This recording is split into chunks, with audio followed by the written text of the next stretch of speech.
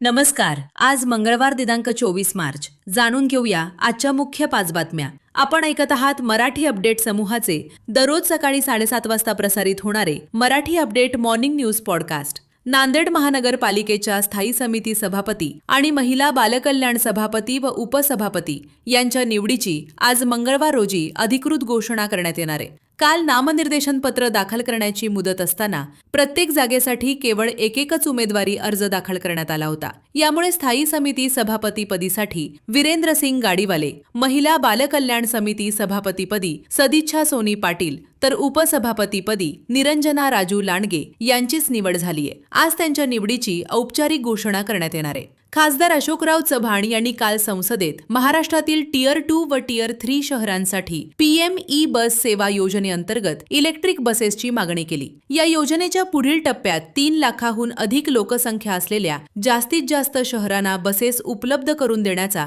केंद्र सरकारचा मनोदय असल्याचे केंद्रीय गृहनिर्माण व शहरी व्यवहार मंत्री मनोहरलाल खट्टर यांनी उत्तरादरम्यान स्पष्ट केले. विशेष सखोल मतदार यादी पुनर्निरीक्षण कार्यक्रम 2025च्या निमित्ताने नांदेड दक्षिण आणि नांदेड उत्तर विधानसभा मतदारसंघातील सर्व राजकीय पक्षांचे पदाधिकारी, सर्व आजी माजी लोकप्रतिनिधी, रास्तभाव दुकानदार, पोलीस पाटील, निवडक बीएलओ आणि सर्व पर्यवेक्षक यांची कार्यशाळा काल रोजी नियोजन भवन, जिल्हाधिकारी कार्यालय नांदेड येथे संपन्न झाली.